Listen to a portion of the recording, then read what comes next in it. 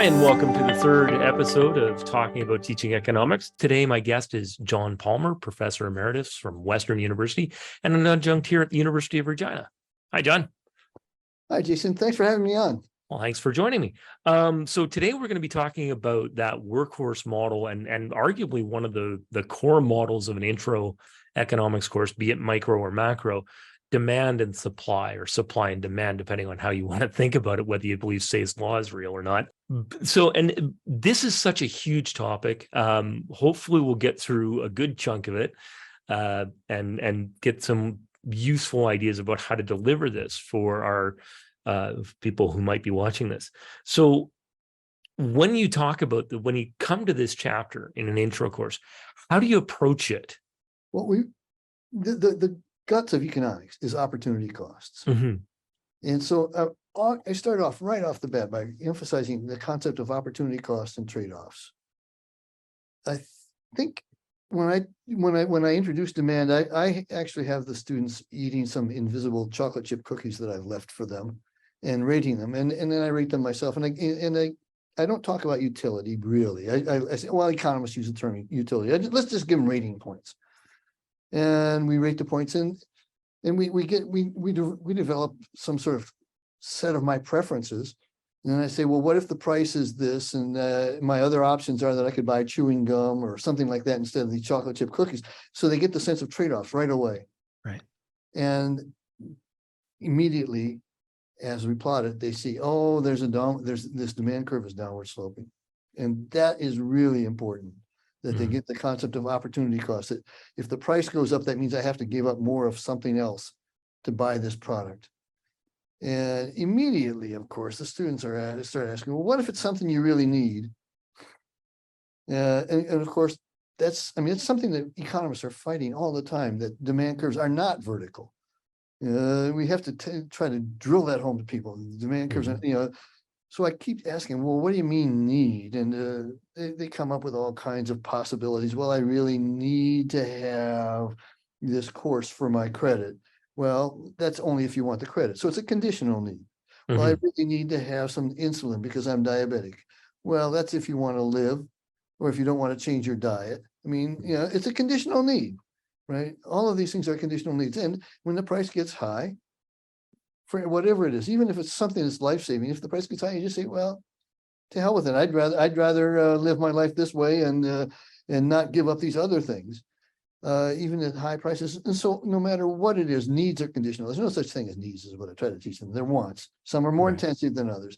Once you get that point across, then when the price goes up, then they begin to see that demand curves are downward sloping. And boy, if we can get that point across to everybody, and the fact that we haven't makes me feel as if, as a profession, we've been just total failures.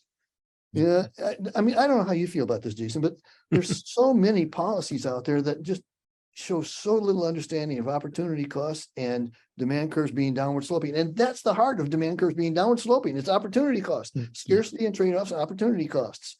If we didn't have scarcity, demand curves wouldn't matter.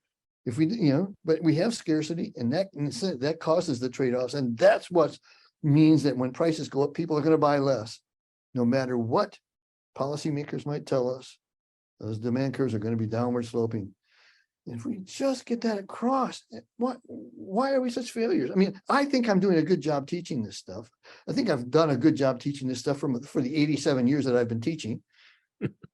Okay, but I think I've done a good job, but I'm not sure that I've been that successful if I give the students a question that involves sort of a roundabout, can you think about it question about demand curves being downward sloping. I'll get 20% of the students get it wrong, even though if I ask them to repeat the invisible chocolate chip cookie story, they'll know it and they'll be able to repeat it, but they can't generalize it. They can't see that it applies everywhere. Yeah, and that's always a real challenge, is getting this stuff to move from the classroom concept into a broader, more applicable space. But so before one of the things that I think is really important, and you and I have talked about this some, but one of the things really important about learning economics is there have to be a lot of life experiences. People have to experience this stuff, no matter what we think about how people learn deductively. Mhm. Karl Popper be damned. I mean, we learn things inductively. You know, Mhm. one of the reasons I'm such a good economist is that I've learned from my mistakes, and I've made more mistakes than most people. So I've learned more. But you are truly an expert, to use the old joke. That's exactly right. So another thing that I do is, and this is something I learned from a man named Jerry Swanson down at the University of Arizona. We play a game. We play a buying and selling game. In fact, Mhm. I think you and I did a paper based on this. Yeah, The experiments. the rent control. It's I think the problem with that is that you have to be able to do it with a small enough group that is manageable. Mhm. Nowadays, I don't know what it's like here at the UR, but at Western, the last time I taught at Western, I had 250 students in my intro Yeah. class. Okay, so I get 40 of them to play this game, and the rest are just sitting there picking their noses. They're supposed to be paying attention and thinking Right. about this stuff, but they got their phones out and they're doing Facebook. They're not paying attention, and it's really, really hard. Now, this is where, some of the software that's out there, some of the different learning support programs really come into play, because many more and more of them have these experiments built in. And so You're right. you can do You're right. it computer mediated, and it works. They work pretty well.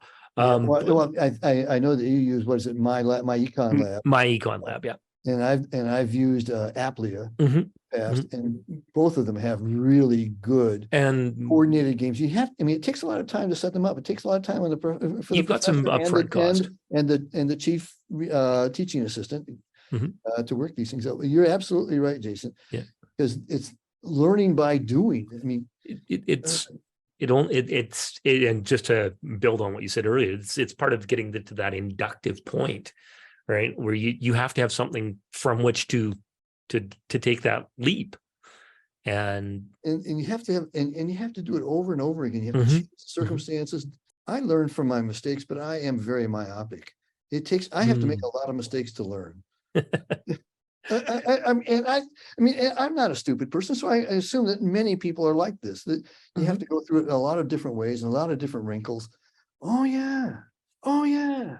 Right. I think that's absolutely, and your point about the computer-based learning for this, it really does make it possible for people to generalize these things much better now, or Well, generalize to expand and learn inductively. yeah. So we've talked a little bit about demand and how you approach that in the classroom, and what it is you're really trying to get across. What about supply? The same Now, thing, opportunity cost, try to get opportunity mm, costs across right away. And I start off by hypothetically, and I always have to emphasize that this is hypothetical, hypothetically offering a summer teaching job. mm, And I say, well, how many of you willing to work for me for the 3 months doing some economics research for $500 for the summer? And out of 250 students, there are usually 5 or 10 suck ups. They're right. perfect. Yeah. Oh, pick me.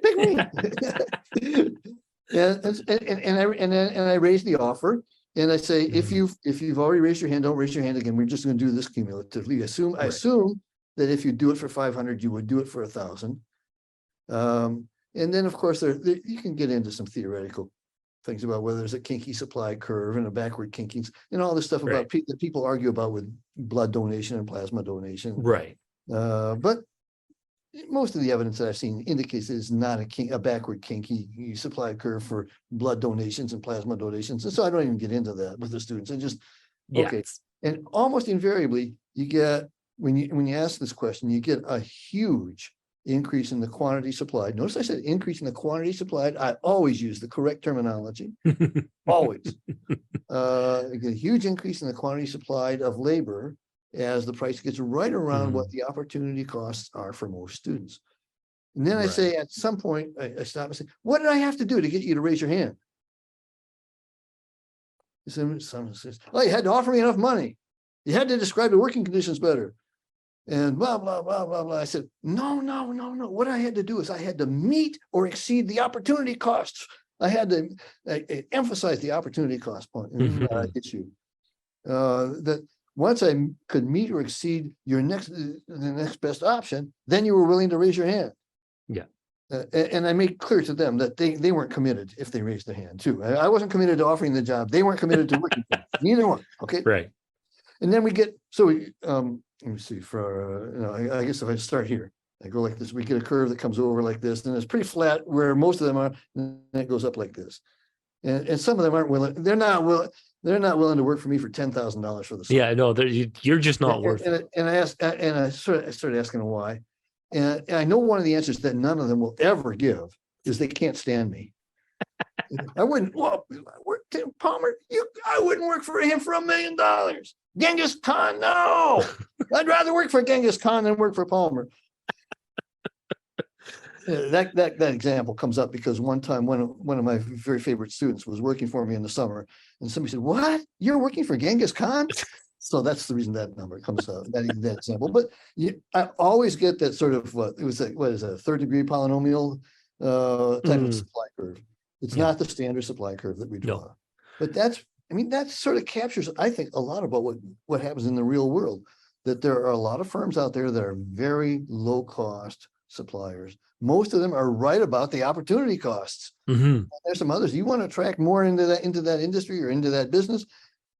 Oh, well, you're going to face some rising costs there because they have some highly valued alternative uses of their scarce resources. Yeah. So I really like that example. We get the supply curve that way. That's how we get it.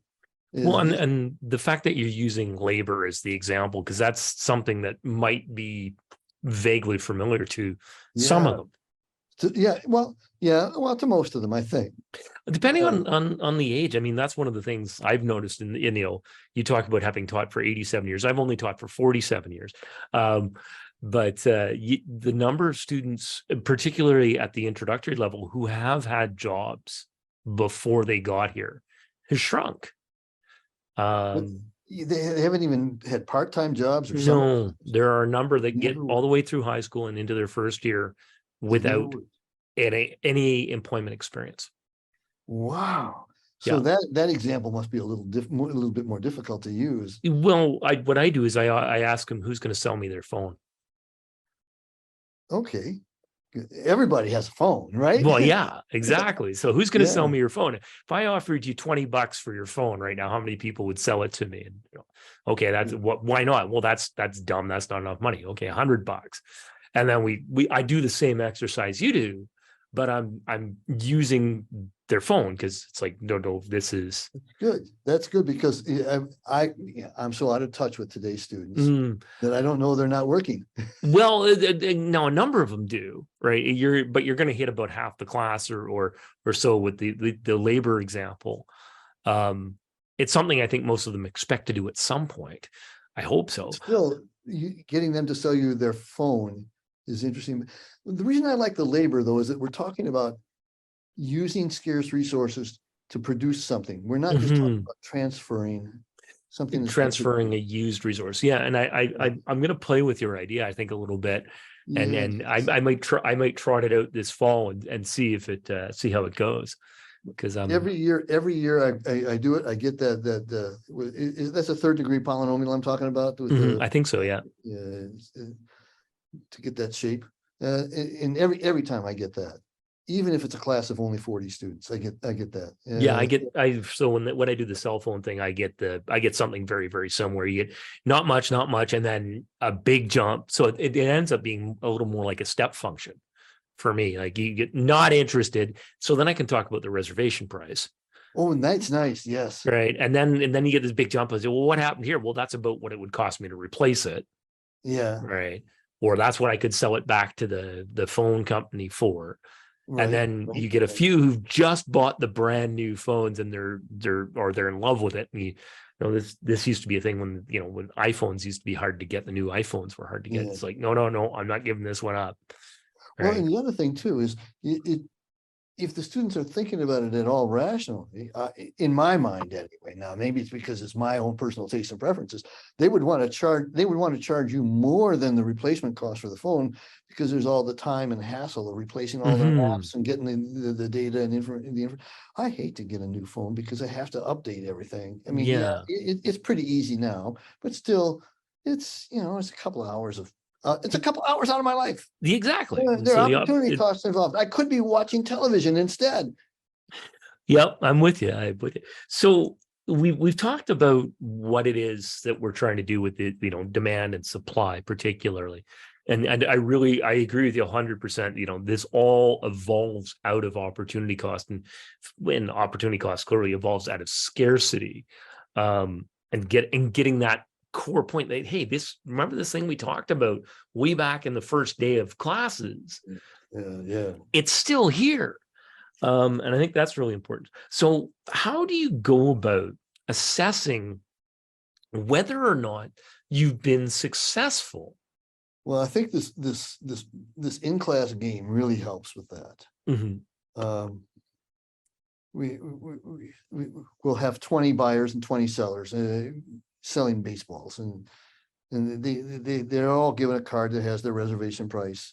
And they're given a card that, as buyers, that says what the maximum consumer surplus would be, basically the maximum they're willing to pay for a baseball. Everyone's different, right?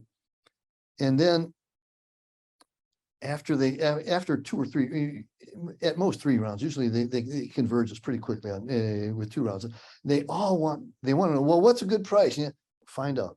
Just, and like 3 minutes to negotiate, and I record the prices and put them up on the overhead so that they know what's going on. Okay, but after they've converged and they have a good idea what the price is, then I start putting in price floors or price ceilings. And it's really interesting to watch them, because if I put in a price ceiling, the buyers just go nuts. They love it. Oh yeah, I'm not going to have to pay any more. Just like rent controls. They love it. And they love it. And then I stop them and say, okay, okay, go. Market's open. 2 minutes. They come back and I say, who are you competing with? Who are you competing with? And they suddenly realized they were not. They were negotiating with the sellers, but they were competing with other buyers. And once you turn it around, after you put a price floor in instead of a price ceiling, the sellers know already they're going to be competing with other sellers. And I was doing this with working journalists one time, trying to teach them basics of supply and demand, doing this game. And one guy actually held a $5 bill over his pretend money, offering side payments. To try to, and that was perfect, because that's what happens when you have people who can't sell stuff. They'll cheat. They'll cheat. And the key deposits, the waiting list fees. And the students really picked up very quickly, those who participated in the experiment, they picked up very quickly that equilibrium means something. And when you start playing around with something like a price floor or a price ceiling, that changes the nature of the competition. And by God, no matter what I want to believe, you put in a price ceiling, it's going to be hard. There's going to be some shortages out there at that price. The quantity demanded will be greater than the quantity supplied. And there's no way getting around it. No, unless you allow side payments. So it's a fun game. It's the sort of thing that I will use even in high schools if I'm invited in to teach. I insist on sort of a 2-hour period, because you need a lot of time to go over the stuff. And that, I think, if there's been any failure with that kind of game, it's that you really do need a lot of time to go over, to decompress, and just make sure that they understand how the concept affected them. It's more than just a game, and you need time to relate it to more in the real world then. Not just the concepts, but the game works because of learning by doing, exactly what we've been talking about. What you said, that they have to experience it and then generalize it to other experiences. And if you don't have the time to debrief, you have to, then that's not going to last. It's not going to stick nearly as well. And that, by the way, is another one of the games that can be done, as you said, through these computer things, and my econ lab. Yeah. Dead easy stuff. Oh yeah, it's prepackaged in my econ lab. I was a visitor at the University of Guelph, and that was where I was introduced to Applia. And I had a really dynamite teaching assistant who structured all of this stuff for me. He was good, and it worked out really well. Now I think it's probably, if I were to go back to doing it now, I'd probably find it pretty easy to set up. And I just think the only difference is it's a computer game. And for me, that's not as real. And maybe it is for kids who are raised on video games. It's not as visceral. Yeah, that's right. I mean, when you do it person to person, they're out there negotiating with people, people they see. So just for a bit of clarity, you're using a Chamberlain open outcry structure here. Yeah. You're not using a double auction. No. Yeah. Well, wait a minute. You better clarify what you mean, because both sides are calling out prices. That's for sure. But yeah. So if Chamberlain open outcry, you give everybody their values, whether they're buyer or seller, and you say, figure it out. Yep, that's exactly what it is. That's exactly right. Yeah. That's exactly right. Yeah. Now, a double auction is you're the auctioneer. You're going to take bids and asks. Never. Yeah. No. I do that for speed sometimes, just because it simplifies things. But no, I want the kids to see that it doesn't take long for people to understand and reach, and that the prices. In fact, I lectured about that this morning in my class, in another class. The prices convey a lot of information. The price system is really, really valuable in conveying that information to everyone about what the opportunity costs are to sellers, what the opportunity costs are to the buyers. That's right. And then I impose some barriers to trade and say, oh, all you sellers, you're a bunch of Americans selling your baseballs. And I ask, everybody whose phone number ends in an even number, raise your hand. Oh, you're Americans, you can't sell this time. Right. And you got to have a nice little prize at the end. Oh yeah, you've got to, and that makes it a baseball or something like that, or whatever it is. If I do this in some other setting, it might be a soccer ball. I mean, we'd be buying and selling soccer balls. Yeah. But when Jerry told me about this game, he said, first thing you do is you get your teaching assistant to go laminate the cards, so you can use them over and over again, and they won't get destroyed. I'm not making this up. One of the cards I got back at one time, somebody had cut the lamination away and changed the number on the card. And another, and these are just war stories now that I'm sharing. Yeah, that's fun. But another war story that was a lot of fun was, it was one year there was a person of a particular sex who was particularly attractive to members of the appropriate sex. Whatever that might, I'm trying to be as non-sexist as I can. There was a person that everybody found attractive. Because a lot of people made very effective offers, very generous offers. There was something else at play here. That's right. And that's one of the reasons that a lot of the games that you and I have talked about, so when people put students in different rooms to do prisoner's dilemma type that's game, gone. Yeah, they can't communicate. They can't do this. But I mean, you could see that people were asking for this person's phone number. Oh yeah, yeah, and it's amazing. And I laughed as we went through the debrief. I was giving them a hard time. Oh yeah, about did you get the phone number? Did you get the phone number? So when I'm talking about assessment, though, I want to bring us sort of back to some vague form of structure. Although this is way too much fun. How do you test this? And because this is one of the things that I've as we were talking about earlier before we started this, I'm thinking more and more about how to do assessment better, and what is it I really want to know that they know, and how do I get them to demonstrate that knowledge? And if I had a class of maybe up to 70 students, I would use essay type, write out your answer type questions, give them problems situations they hadn't seen. They wouldn't know what they're doing. They wouldn't know what's coming. Can they apply it? Okay. And that would be no different from what I would want to do in a huge class, but you can't do it, in a huge class. I mean, you can, but you're going to have an army of teaching assistants to it's resource intensive to do it that way. There's no question. it's the way I would want to do it. If we're looking at assessment, and I don't know if you're talking about exams, if that's what you Yeah, mean. I mean, so how do That's you part of it. how do you assign again, when I'm talking about assessment, we at the end of the day, we've got to write something down that we can report to the registrar's office. And I'm increasingly thinking about how to make that number or letter be a better match for the student's actual understanding. Right. So And the other thing that I do is I do try to ask questions, and this really frustrates first year students, but I ask questions that are not regurgitation questions. They are no, application. Can you apply this to this situation? Can you apply it to this situation? Mhm. Multiple choice answers. And they sort of choke initially because they're not used to that kind of question. Well, so Increasingly so. one of the things that I used to do when I was using the Hain and Palmer textbook was I used the study guide, which had lots of questions that were just like that. Can you apply this to a new situation? And encourage the students to do those kinds of things. With these computer-based learning programs, you can do that over and over again. Yep. Here's a new situation. Can you apply it?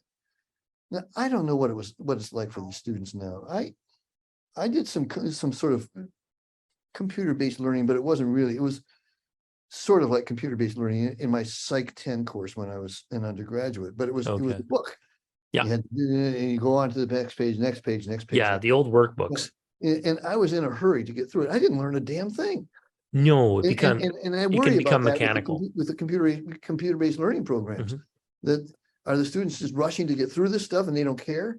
Well, of course, you put a structure on this that they have to compete this to a certain level of success, of correctness, and if they don't, then they got to do it again. But it's different questions this time. Sorry, folks, you can't just write down the answers. You got different questions. Yeah.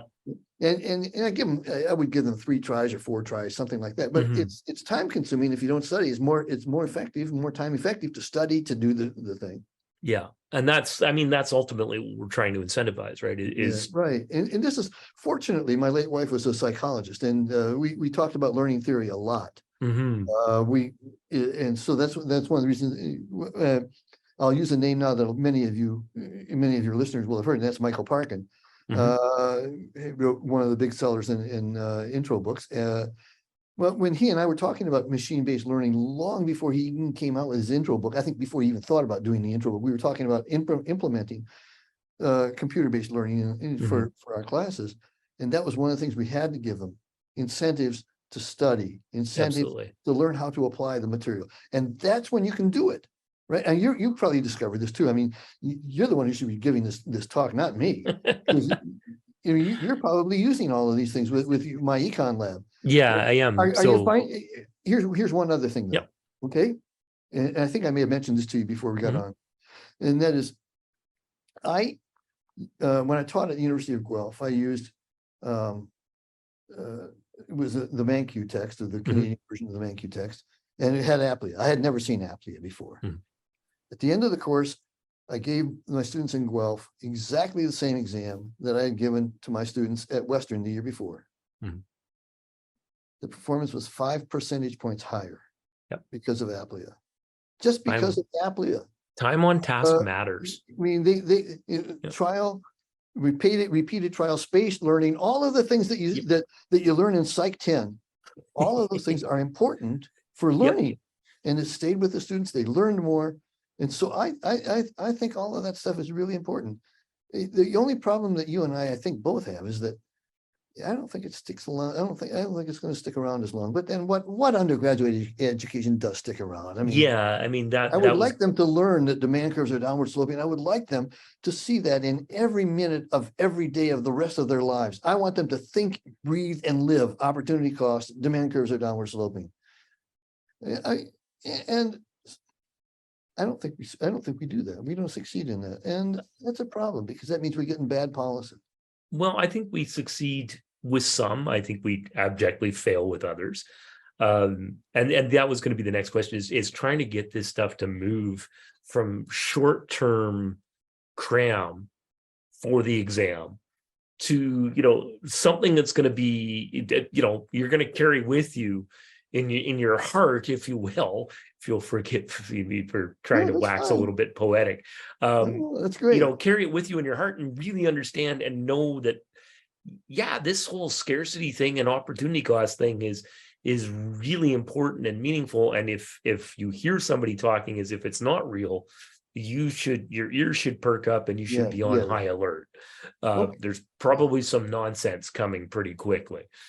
Yeah, and so there are a couple of things and I think we've talked about it, but you do it, I do it.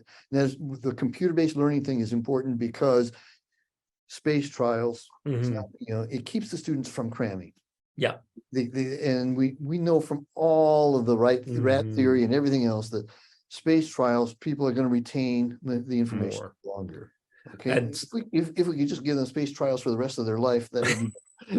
But I don't think we're going to get people to sign up to do Applia or my no. econ lab for the rest of their lives. Well, I mean, it is one of the, so to try and make this a little more usable, because yeah, I'm with you. I wouldn't mind if, every time you had to go and buy milk or something, you had to do a little econ test, but I don't think that's Put it on the a shopping cart. viable. The Yeah, shopping, the wheels are going to lock up until you get the right answers. somehow I don't think we're going to get that But policy seriously, through. the other thing is before any of these things, I used to give lots of quizzes in Yeah, classes. this is exactly where I was going. Right. Okay. Let me tell you something, and this is just pure bragging on my part. Okay. Last summer, I attended the 31st reunion of a class that was supposed to have their reunion the year before, but COVID, they stopped. So it was the 31st. This was a class of journalism students at the University of Western Ontario. They'd all had to take a required course to get their master's degree in economics. Oh, neat. Yeah, well, that doesn't exist anymore, unfortunately, but they invited me. I walk in the door and this guy comes rushing up to me and says, Professor Palmer, I've got to tell you before anyone else can see you, I've got to tell you that thing you taught me about opportunity cost really, really helped me in a lot of different ways in my life. Yep. Just about fell over. And then right after that, he was joined by a woman who happens to be a CBC anchor. And maybe I shouldn't use her name, but I've probably identified her enough already. Said, and you know that thing you taught us about the sunk cost fallacy? I've used it several times in my life. Mhm. Just, I mean, so some of the stuff sticks, Jason, no matter. Yeah. It was a class of 40 and they had weekly assignments. So I was able to hammer home some of the basic concepts. Yeah. Well, When I was proposing that course and talking with the dean at the time, his name was Peter Deborah, who had been known from global television as a newscaster, and he became the dean of journalism there. When I was talking with him, and they had a guy from the Ivy Business School meeting with there was the three of us meeting, and they said, "Well, what do you want to get across in this course?" And I said, "Well, I want the students to learn opportunity costs. I want them to learn the demand curves are downward sloping." And the guy from the business school stopped me. He said, "No." I said, "What?" No, we've got all kinds of cases where when you raise the price, the quantity demanded goes up. Okay, like what? Well, okay, well, they have a classic case in the business school for lard, right? When they raised the price, people believed that it was better quality lard. So people were judging the quality by the price, and the raising the price actually shifted the demand curve outward. There was another case with I think it was turquoise in Arizona. Turquoise jewelry. The price was so cheap. People couldn't believe it was real turquoise. They thought it was fake. They raised the price and that conveyed the quality, a quality signal. So, okay. So we can talk, you can go into, and you probably have to do that with your students. Lots of students will have these examples. Yep. They raised the price and people bought more. Well, that's because there was an expectation that price was going to be. They weren't buying the same product. All kinds of, but that's more intermediate theory stuff. Well, unless you have this is, sorry, John, I want to interject here because it's really important. And this is something I try and hammer on a fair bit in the intro level is you have to make sure you're talking about the same thing. Yes. And as soon as people's expectations or belief about the product changes, you're not talking about the same product anymore. That's right. And boy, getting that across. It's hard. Yeah. But it is, that's a great. So let me ask you something about this. Sure. Go ahead. Do you think it's still important to make the distinction between a change in demand and a change in the quantity demanded? I think yes, but, or no, if. So yes, but I think it is an important distinction because it really locks in the assumptions that go with the change in the quantity demanded are really important. And that's that damned Latin magic wand that we wave around, ceteris paribus. And making that distinction is really, really important. Yeah. But a change in price, which is the examples, turquoise and lard that you were just using, a change in price is really resulting in a change in demand in those examples because ceteris paribus is not maintained. That's right. I think the distinction is really important, but I don't know how many courses you've had to teach to people who are basically innumerate. More than I want to talk about, but okay, yeah. Okay. But for you and me, the idea, just the very distinction of moving along the curve or shifting the curve is just intuitive. It's not for lots of people. No. Getting that concept across is so hard for it is. And how do you do it if you have people who don't recognize that you have a function, right?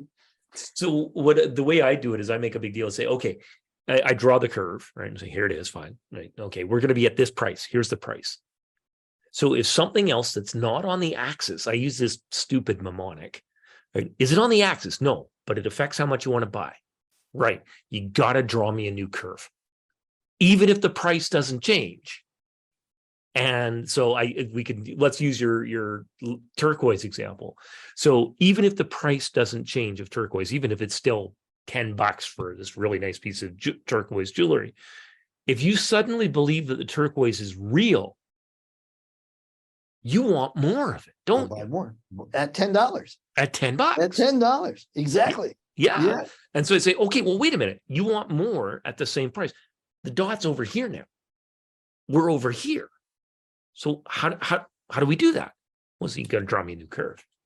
Right. The conditions change, the curve changes. Yeah. And we can debate whether or not that works because I still, and it doesn't work for all my students, but I've not encountered very much that works for all my students. I think it would do every one of us a world of good if we had to go into a high school English class. No, a high school, yeah, maybe even a university level, any class where students don't, got below 400 on the SAT math or something. That's what I'm trying to say. Where they're not mathematically inclined. Yeah, there you go. Suppose we as a test of our ability to teach economics, we had to go into a class like this and get them to show in lots of different ways that we could not control. In other words, outside testing, that they understand supply. Yeah. Wouldn't that be wonderful? I mean, increasingly when I teach, that's what I'm thinking I'm doing. That I'm going to be assessed by someone outside who says, okay, how much did they really learn? Or how many students learned this important thing? Yeah. And that's, I think we've gotten away from that at some level. So I don't know if this is tangential, but I don't know if your viewers know the play Equus, in which there's a psychiatrist who's having a really difficult time because he's not curing people. I auditioned for the role and got the role. It's a massive role in the play. And the guy said, "Why do you want to play this role?" I said, "Well, I just finished marking my exams for the students. And I really feel like that. I feel like a failure." Yeah, it can be soul breaking if it doesn't go well. Yes, it is soul breaking. And it's we I mean, it's like the myth of Sisyphus. We keep pushing that rock up the hill, don't we? We sign up to do it again next semester. Yeah. But I think so. I some of the things we've talked about, I kind of want to put, a box around. I've been dominating you. No. This is the way you're doing what you're supposed to do. So I think to sum up a lot of this stuff, learning is so personal, right? And the learning has to take place in the mind of the student. We can't do it for them. And so much of what we've been talking about is active participation, and that active engagement, and that having the student be actively engaged. And that's going to have to take different forms and you've got to use different packaging. And so one of the gimmicks I use on this is I go, okay, what good do you guys want to talk about? And I tell them right up front, the goofier, the better. Try and embarrass me. Try and get me talking about something crazy or what. We follow through on it. Oh yeah, you got to, and it's fun. Well, and you'll get, and I do this with the international students will sometimes come up with something, or a student from, younger students, and this is happening, I'm getting older. They'll say, fire off something. I go, I have no idea what you're talking about, so you're going to have to explain that to me. And so, you spend 5 minutes of class, they explain the good to me, and I'm like, okay, I think I got it, and help me out. And so now that student is so invested in what's going on that they're going to be, no, that's not how that. And so that works. So, and we're both riffing on this same idea that learning is personal, and it's got to be done at a personal level. It can't be done at an aggregate level. And the other point that you were making earlier, and I really want to underline it for our listeners, is the high frequency, low stakes assessment model. That test early, test often, right? And doing that, and I've waffled back and forth on it. And the more people I've talked to, particularly for this project, the more convinced I am it's correct.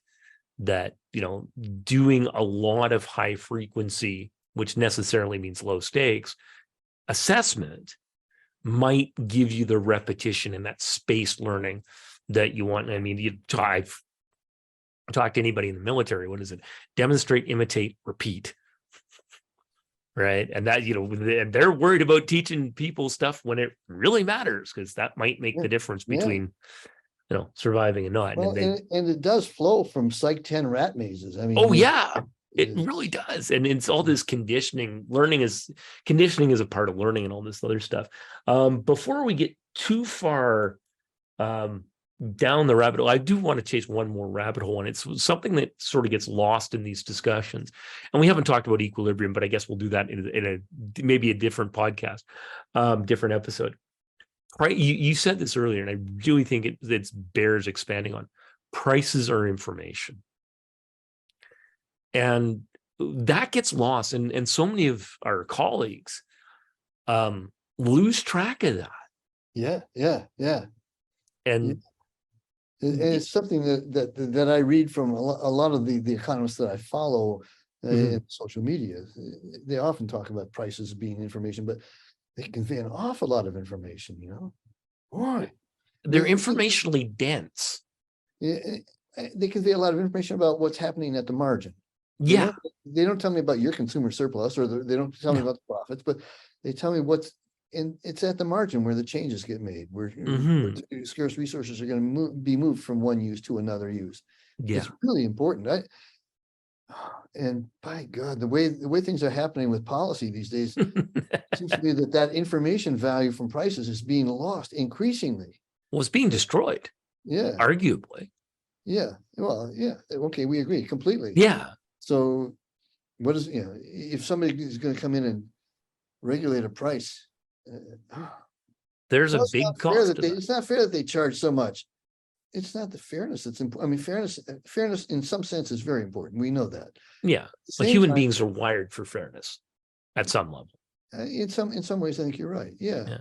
I don't think that humans would have evolved if we didn't have some sort of genetic gene that involved some sense of fairness. Well, I mean, we can get down we'll chase this one. I mean, that's another podcast. Yeah, we're in Adam Smith's first book here. I mean, the sympathy and empathy are real phenomena. Yeah, but the fact that prices convey information, I mean, it tells me when I look around, I'm trying to book a winter holiday place in southern U.S. somewhere. Right. Okay. Well, I go on Airbnb and I say, okay, And I get all of this information. A lot of the information is price. Okay, if this price is, that much per month, whoa, what are the costs involved here? Why are they charging that much? Is it just because they're going to keep the price there until there's a last minute buyer, or is this a really fancy? And you have to look at, and you get more. You see somebody with a low price. Is this too good to be true? What's the deal here? Yeah. But the prices convey a lot of information about what's going on in the marketplace itself. I love the fact that there are mechanisms that reduce my search costs for this.